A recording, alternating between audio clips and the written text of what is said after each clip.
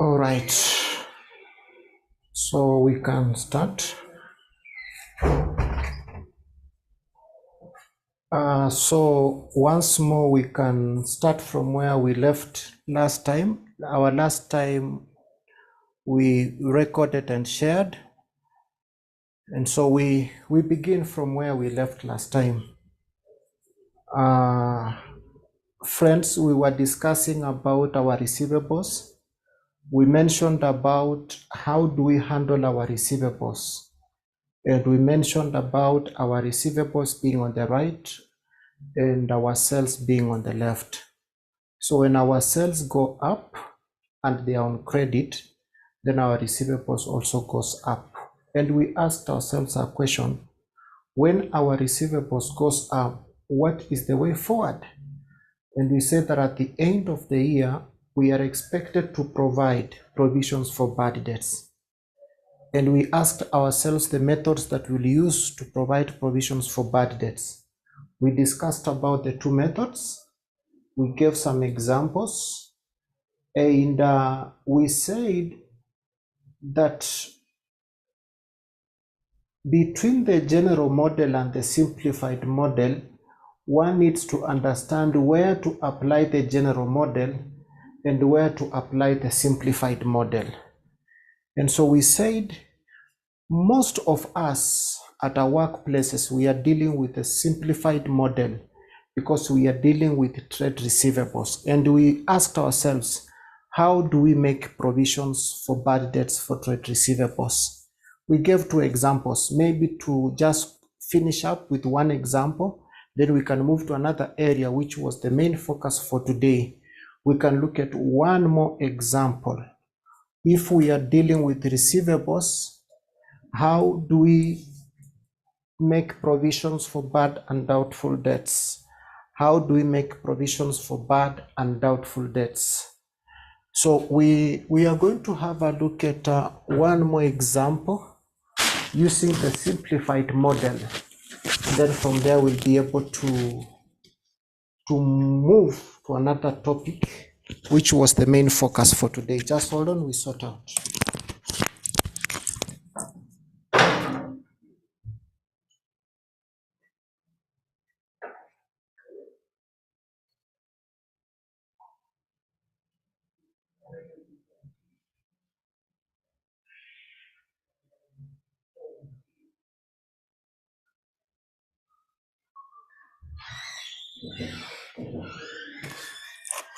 All right, so in all these cases, the only thing that we'll be able to realize is we will have our aging analysis. Our aging analysis depends on the way our systems have been set. So aging depends on how our systems have been set. We have aging analysis that runs maybe 0 to 30, 31 to 60, 61 to 180, 180 to 360, and over than 360. We also have aging analysis that can run from 0 to 30, 30 to 60, 60 to 90, 90 to 120. We have other aging analysis that can run 0 to 120, 120 to maybe 360, or to 240, then 240 to 360. So the issue of aging cannot be an issue of debating here. That one is set by the accounting system. So how the accounting system has been designed is dependent on the expectations of the company and the policies that the company have set in terms of the credit policies. So ours to implement and see how then do we handle the issues of receivables.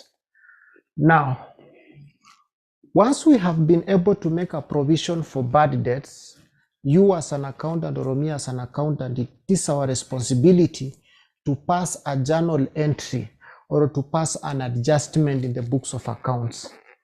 Now, I was talking about if we are using the simplified model, which we will be expected to be using at our workplace, because most of us are dealing with trade and other receivables.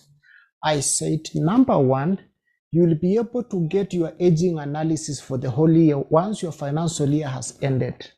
Now, once you have been able to get the aging analysis of the whole year, there is no way you can be able to make provision, because IFRS 9 requires that before you make provision for this year, then you must be able to understand how the receivables and the sales have acted or have played the whole period of the previous year or even subsequent years.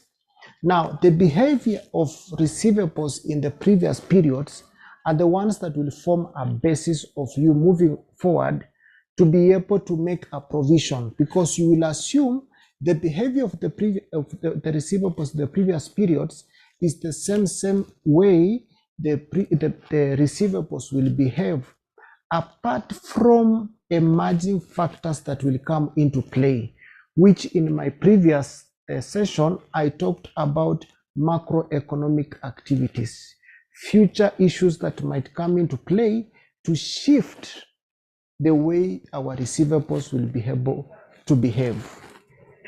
Now, when you factor in these other elements that come into play, you are able now to adjust the default rate. Okay, close for me. So, our main focus today, as we are wrapping up on our receivables, is if I'm an accountant X and I'm working for an employer whose policy on the credit performance of the company is, for example, 0 to 30 days, 31 days to 60 days, 61 days to 180 days, 180 days to 360 days.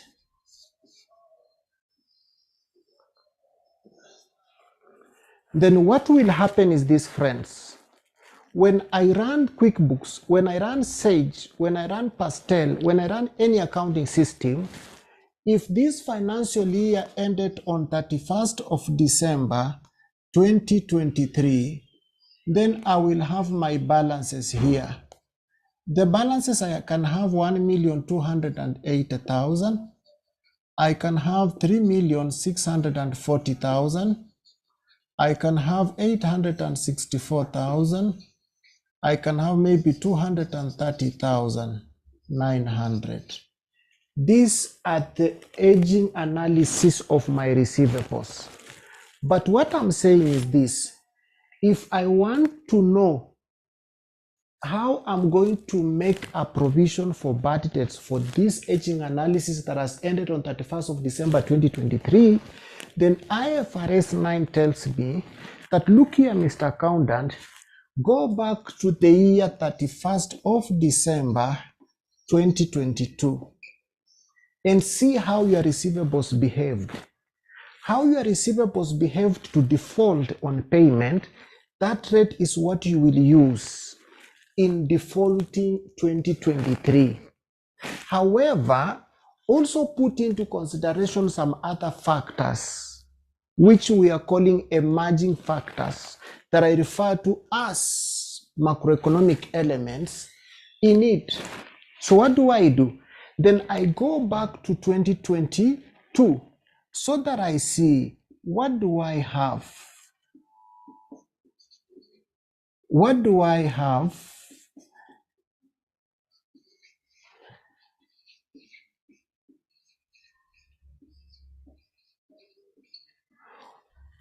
How did my receivables behave in 2022?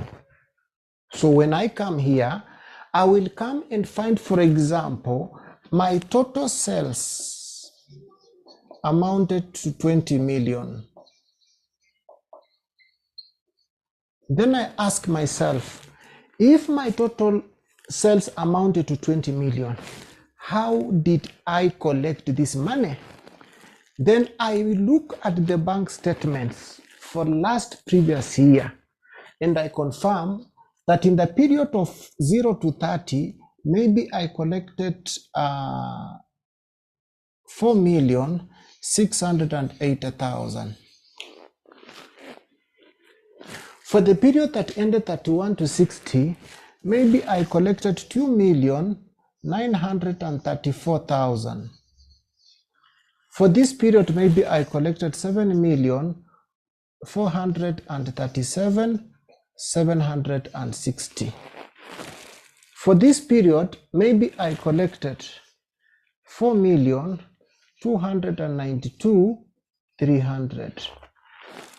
Now that tells me for my 1 year, which runs up to 360 days, how much did I collect?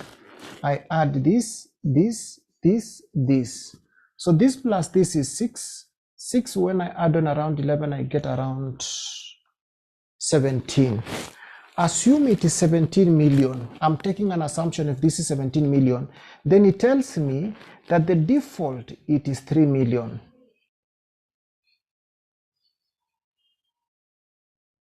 So this 3 million, I'm not able to collect in this financial year.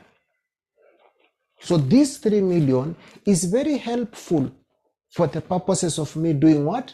For the purposes of me being able to make a provision.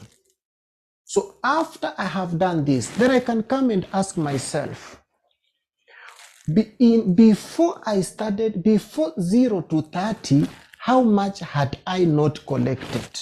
Then it means I had not collected anything here. So meaning, out of the 20 million that I sold, I had not collected anything at all. I hope you get me. At the beginning of 31 days, the only much that I had collected 4,680.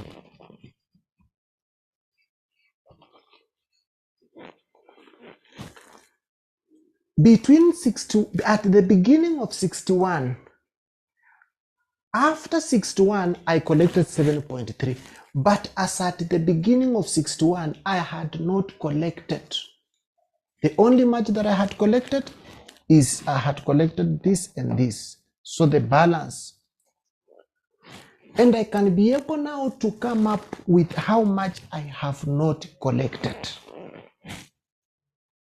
So that I have a data from the previous period that tells me this is how much I collected and this is how much I had not collected at each beginning of the period.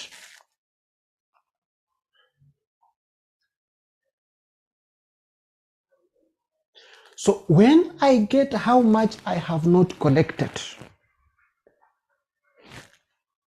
then I can be able to move to the next step and ask myself, how is my default rate? And that is so crucial. You must be able to compute your default rate.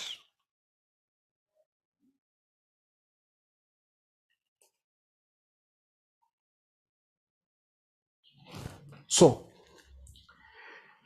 if for example, I had not collected 20 million,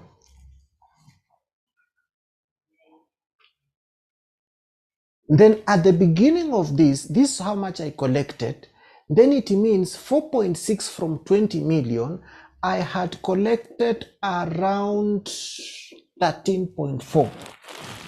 So how much was not collected? Was 13,400.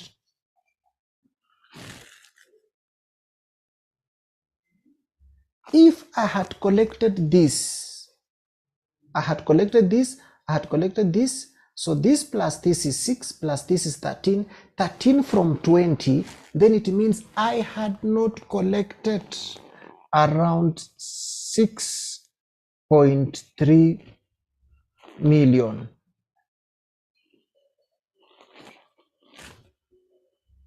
If I had collected this and this and this plus this is 6, 6 plus this is 13, almost 14. So 14, I'm removing it from the other figures. I will get around 4.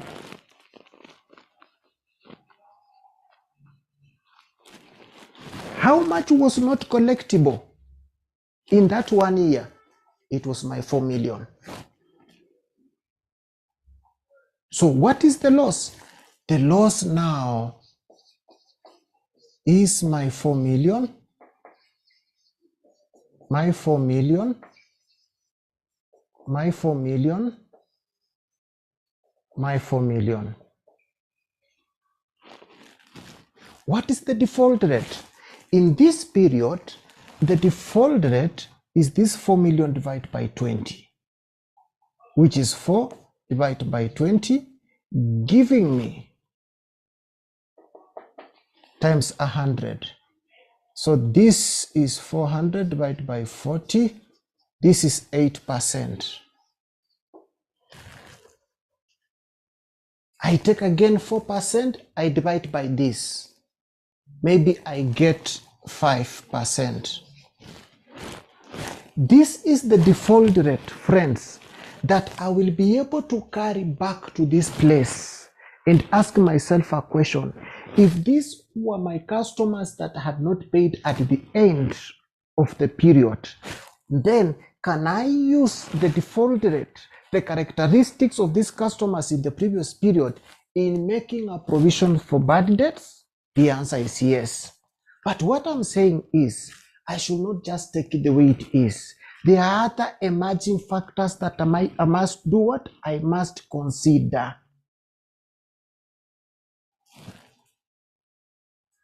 These emerging factors, IFRS 9 called them forward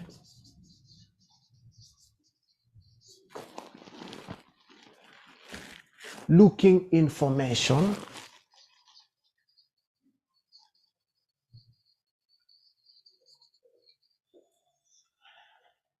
that I must be able to incorporate into this. What are the forward-looking information?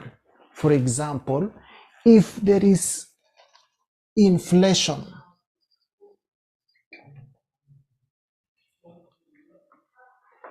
if for example we have inflation,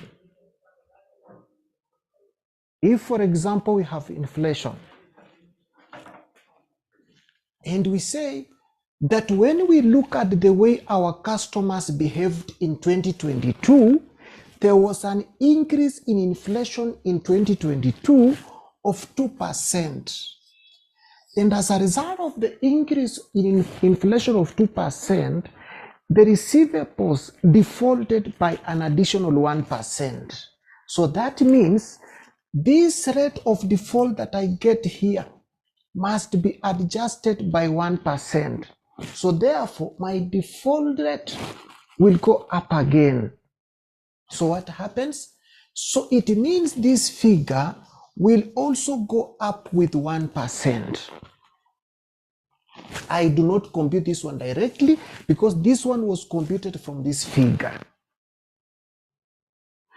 If, for example, I realized that there was a high unemployment rate that shifted the default by 0.5% this year, then it means I will be able to adjust my loss by that percentage when it comes to this year.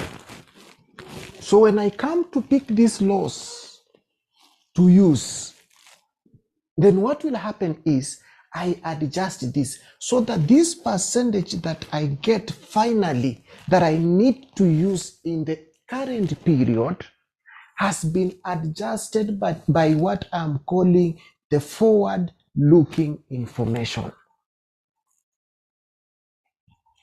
Then you can be able to make a provision for bad debts for the current period.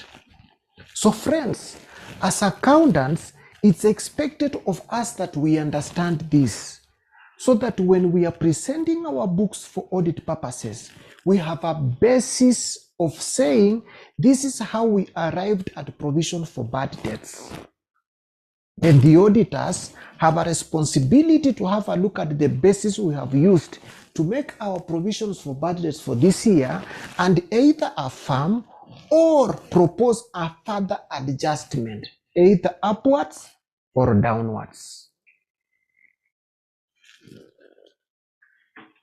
This is an area that most of the accountants are not keen at. That is important when we are in the industry, we get this information for us to be able to have our books of accounts be relied upon. Friends, we were talking about receivables, but that was not the end. For today, we were to talk about payables. That how do we deal with payables in the books of accounts? How do we deal with payables in the books of accounts? So in our today's discussion, we were to deal with payables. How do we handle payables in the books of accounts? And practically, we need to have a look at payables from how the transaction is initiated, how the transactions are recorded, and how the transactions are paid. All of us, most of us, are in places where for us to make a payable, one thing must happen. We need to do what it's called a purchase. Two things must happen if a payable is to exist. We must either incur a purchase or we must either incur an expense. Either of these two must happen. What is the difference between the two? If we incur a purchase, then this is a direct expense, because for us to be able to sell, it is definite a must that we must incur this. So this is directly attributed to the sale that we are going to make. In other words, if you bought a laptop at 50,000 and you sold it at 80,000, then your purchase is the 50,000. Your purchase is the 50,000. Your sale is the 80,000. But remember, we might have some other expenses associated to this purchase. For instance, you might be able to incur something to fix, which is a repair, to fix this laptop with a different person. So the person who sold you the laptop, the purchase goes directly here. But whoever repaired this machine, then repair and maintenance must fall within an expense.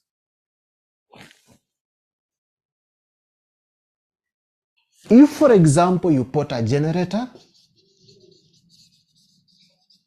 at 800,000, you came and you fixed this generator in your business, then this generator will be a purchase that will go into fixed asset. But the fuel that you will buy to propel the generator to work will go to what we are calling expenses. So what I mean is this: for us to be able to create a payable, which we normally call a creditor, then what needs to happen is we must either have a purchase or we must have an expense. So friends, in an environment that is sufficient enough, where does this process start? In this environment, it means if I'm working for a company called Company Y Limited, and I need to buy something from outside Company X, the number one thing, I must be able to raise what is called a local purchase order. I must be able to raise what is called a local purchase order. Now, this is what I want to tell you, friends. Most of the time, other softwares, for example, SOP softwares, advanced sub-softwares and advanced softwares, LPO can be raised inside the system. However, we have other softwares, for example, if it's Tally, where you will find LPOs are raised outside the system. Why? The reason is because by the time you are raising an LPO, You just want to allow a supplier to be able to supply goods. So at this point, a transaction has not taken place. Yet your accounting system wants to account for the transaction that takes place. So some other people will have LPOs raised outside the system, send to the supplier for the supplier to be able to send the goods. When the supplier sends the goods back to us, there are two alternatives. Alternative number one, when these goods arrive, they will have a delivery note and they will have an invoice. Mandatory is that these goods must have a delivery note, so that when the goods are delivered, we receive them and we acknowledge that the goods have been delivered. The invoice can be brought later, but there are circumstances where the invoice and the delivery note accompany one another and we receive both of them together. So at this point, after we have received these goods, we have acknowledged the delivery note. The delivery notes most of the time, the delivery notes will come in duplicate, so that when we receive them, we retain one copy with us and the other copy is released back to the supplier. Why do we retain one copy with us? Because the delivery note will now be approved that indeed we have received the goods, we have inspected they are in good condition, and we have accepted the risks and obligations attached to.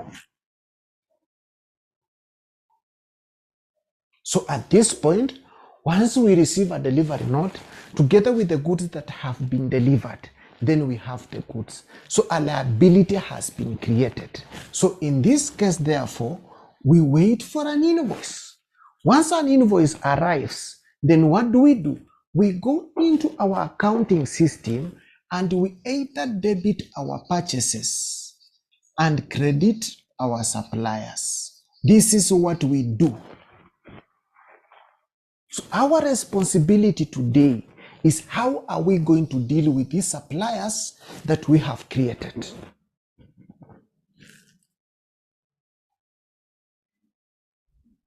How are we going to deal with these suppliers that we have created?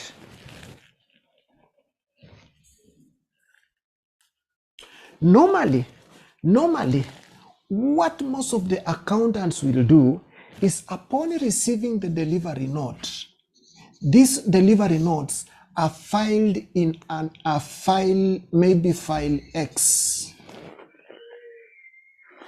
All delivery notes are filed in file X. So we might have file X, we might have file X1, we might have file X2, we might have file X3. So look at what will happen.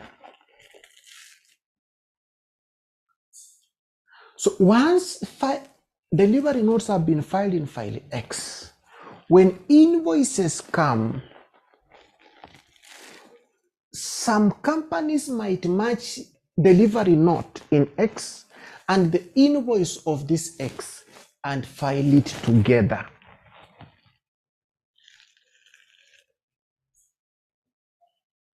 The other company might file delivery notes separate from the invoice, but by the time of posting, they must make sure that the delivery note is also documented. The choice depends on the policy that your employer has instituted as a factor to control internal controls.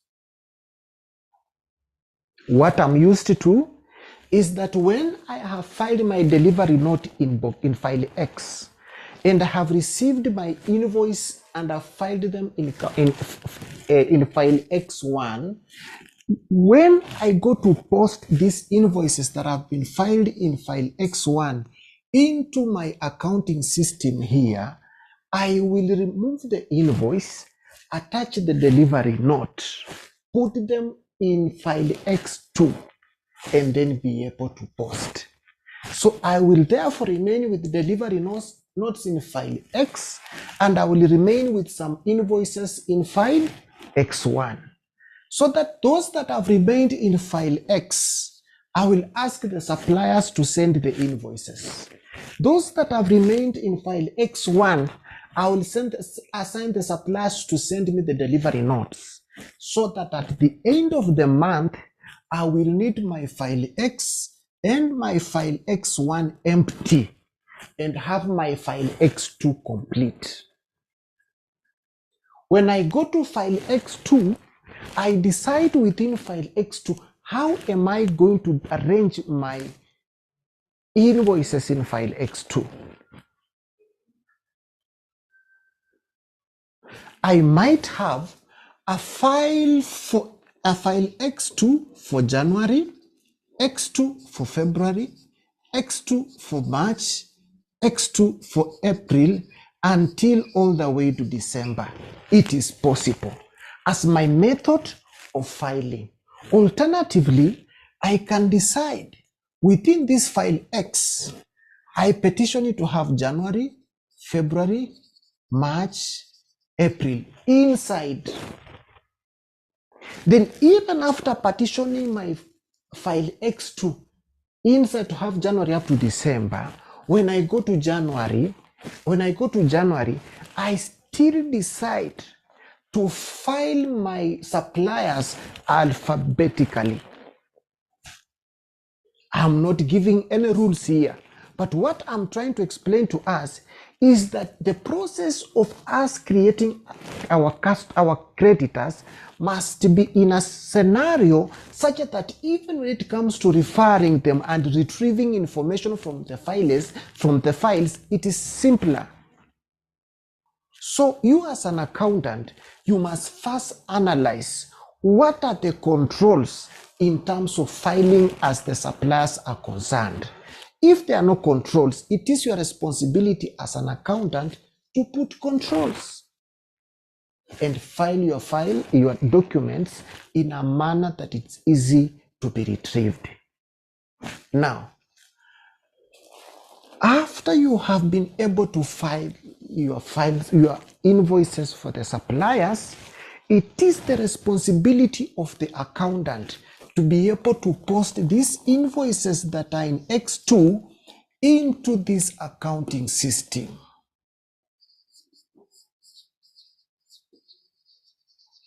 This system could be Tally or QuickBooks or Sage or Pastel or even Subsystem. It is your responsibility as an accountant to post this information that is in X2 into this accounting system. The question becomes, how then do you post this information into the accounting system? You are already complete with merging the delivery notes and the invoices, and you have made sure that the quantity as indicated and the price as indicated on the delivery note matches the invoice. So that means no invoice should move from this, no delivery note should move from here to here unless you have verified. The aspect of verification must be proved by the verifier, either through stamping or through signatory and dating that indeed it has been verified. And whoever verifies this thing, there is an internal mechanism within the company that says whoever is responsible for verifying the delivery notes and the invoices is so and so. That person must execute his responsibility. After the responsibility is executed, then the invoices can come all the way to the accounting system. Here, they are coming for posting.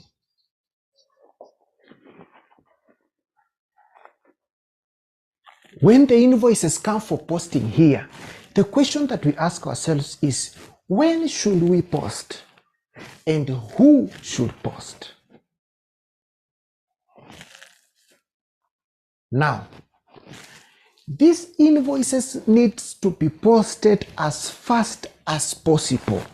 The reason is because when you stay longer and the transactions are voluminous, it means you can reach the end of the year or the end of the month and you are not able to post the invoices on time. That means it is going to affect the closure. If it is the policy of your employer to close the books of accounts monthly by the 5th of the following month, it means therefore, if you at the end of the month, you have not posted this invoice, you will have trouble posting all of them. And as long as you're having trouble posting all of them, then it means you'll also have trouble with the reconciliation because you have some payments that have been made. What I'm telling accountants that are listening to me is that the posting of the invoices from the supplier needs to be done as fast as possible. And always make sure that before you make any payment to a supplier, the invoice has already been posted in the system so that you will only remain with the aspect of reconciliation. Now, after you have posted the invoice into the accounting system and you are done, then the invoices can now be filed. When you post, it is good. It is a good control measure that you have a mechanism to indicate that this invoice has been posted. So if this invoice, for example, is invoice number 1236X and you have posted, check in the accounting system any unique identifier characteristic, which is a reference number. It could be a journal entry, a JV entry, JV number, whichever unique identification that is in the system, write it on this invoice. So if it is XXPY2, come on this invoice and write posted JV XXPY2. Why am I doing this? Why am I doing this? So that in an event I have an issue with my accounting system and I need to refer to the specific invoice, I'll be able to open my accounting system and see the reference that is there and rush immediately to my file X2 and pick. If I miss this, to record this, let me make sure that in my accounting system, the reference that is there relates to this invoice number. So that if I want to refer, I'll just go to my accounting system, open inside the system, see the number, relate to the invoice, write down, and rush into my file X1 to see the invoice number and bring it to refer to the system to see where the mistake is that I needed to correct or to check on the reference that I need. This is how we manage our payables. But this is not enough, friends. Apart from posting them as they are, at the end of the period, and this is what accountants need to know, that at the end of the period, there is what we call end month closure. There is what we call end month closure. What do I mean? You will have another file. This file is called X3.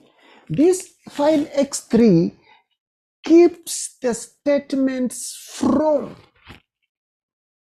the suppliers.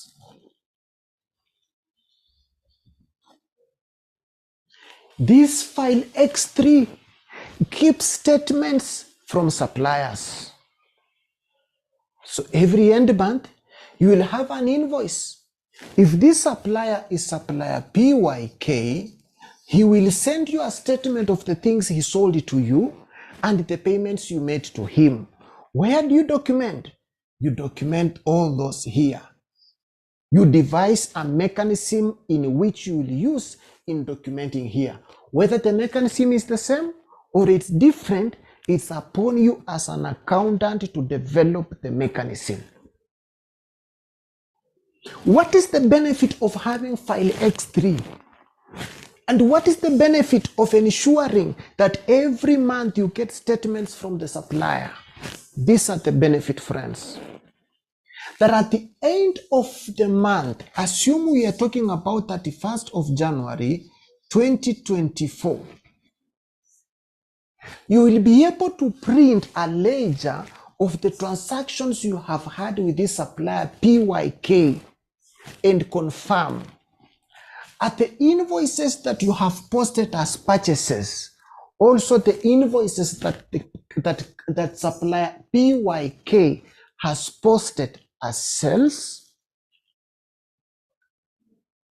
are all the payments that you have posted in your system to supplier PYK the same as the receipts that appear in the statement from you? The end game of that question is the answer needs to be yes. If the answer is no, then there is a reason as to why you as an accountant has to go back to your system, pick your ledger, compare it with the statement that is in file X3 and reconcile. If there are invoices that were sent and they have not reached you, it is important that you post. The importance of posting does not just mean you are interested in making sure that they agree, but the importance of posting ensures that even what you are recognizing as your purchases, or even what you are recognizing as your expenses, are complete, which forms one of the qualitative characteristics of financial statement. So that tells you as an accountant, as a finance manager, that your end month close process is very, very important.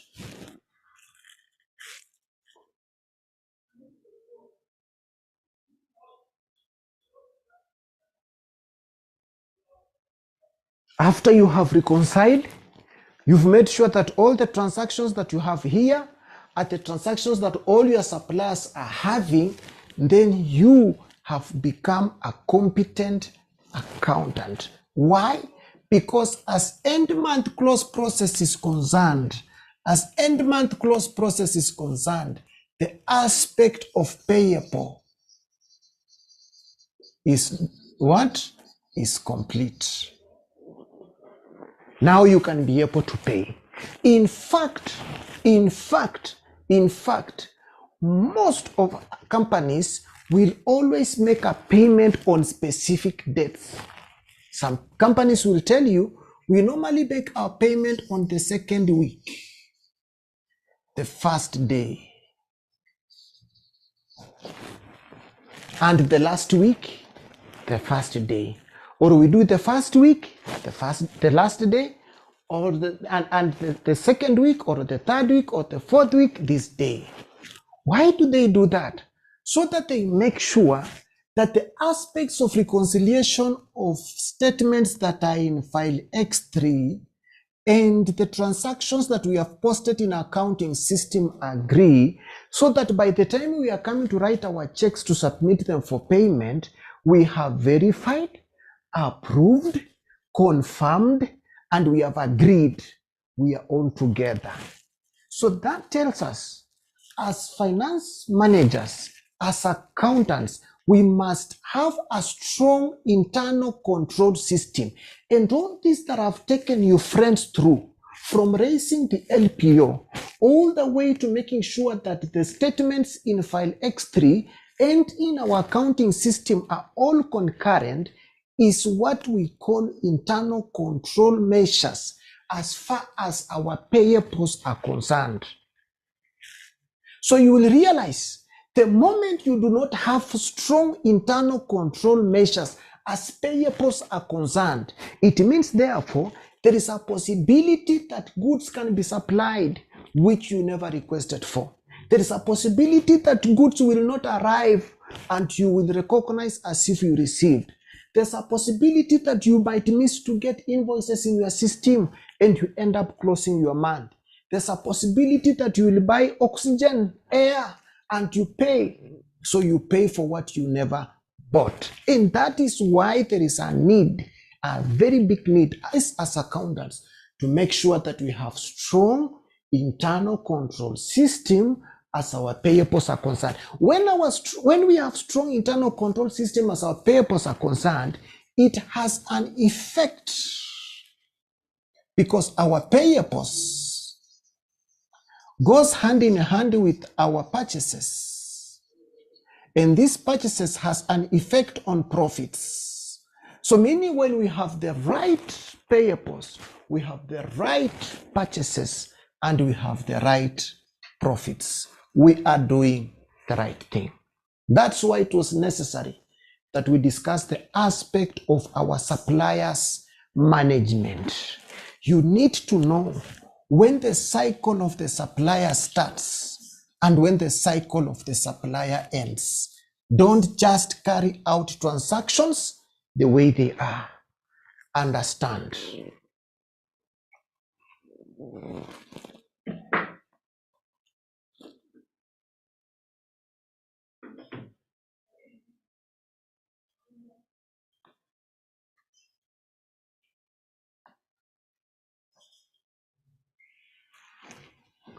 Whew. And finally, friends,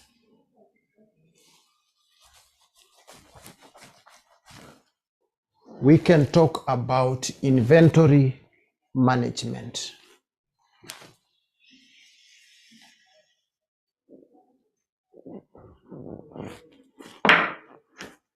We can talk about inventory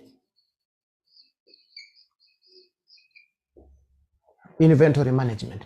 How do we manage our inventory? How do we manage our stocks? And what are our stocks? And what guides us as we are doing inventory? Now, this is what I want to say. We'll finish up on this tomorrow, but I want to say this. As far as inventory is concerned, the first thing that we need to understand is what is stock for us. Stock is either what we have produced or what we have bought for sale. That is what we call stock. It's either what we have produced or what we have bought for sale. So let me tell you something, friends. When it comes to unga mill, they manufacture flour. To them, flour is stock. But the same unga mill will be able to buy vehicles used to supply flour. These vehicles are not stocks.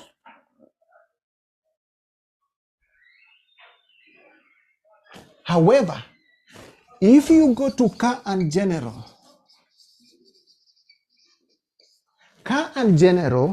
will import tractors for sale. So these tractors that they have imported for sale is their stock.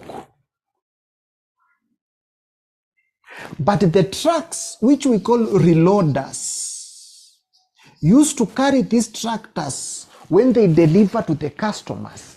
These reloaders are not stock. They are assets, fixed assets.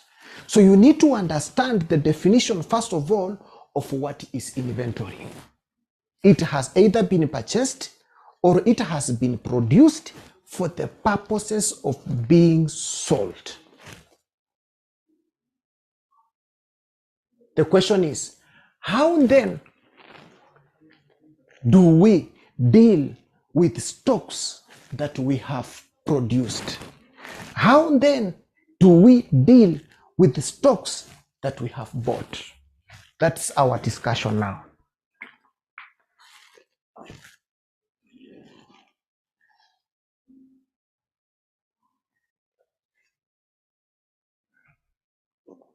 Now, we will start with dealing with stocks that we have produced or manufactured.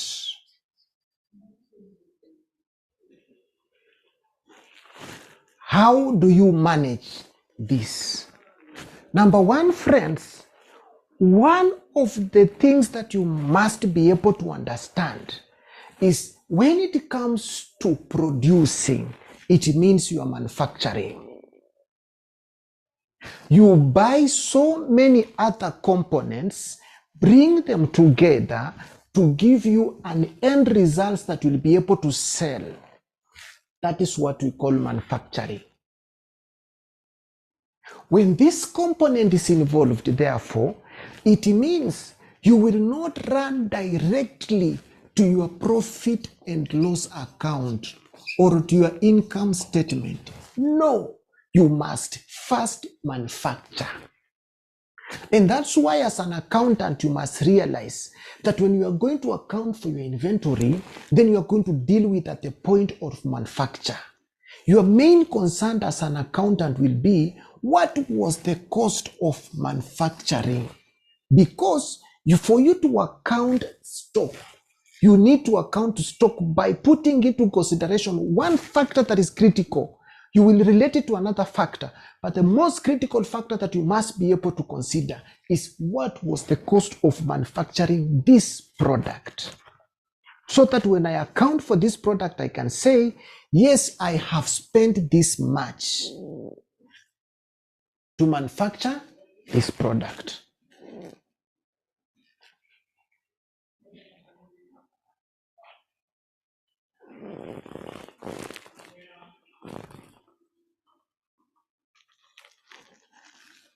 I have spent this much in the manufacturing of the product. This will be very different with when you are dealing with items that you have bought. Remember, items that you have bought, you might have bought them locally or you have imported them. Here there is no manufacturing. Here you just consider the price at which you bought at and transported these goods to the place of location as the price. So the issue that we'll be discussing with you tomorrow is how do I account for this? When I have manufactured these products, which one should I sell first? When I have bought these products, which one should I be able to sell first? And at which price should I be recognized them? And at the end of the financial year, what should be the value of my stock? And how do I bring in this aspect of stock? So friends, when we started, we talked about income, we talked about receivables, we talked about payables. And now tomorrow, when we are wrapping up, we'll talk about stocks. We'll talk about stocks and partially talk about fixed asset, which is an easy thing.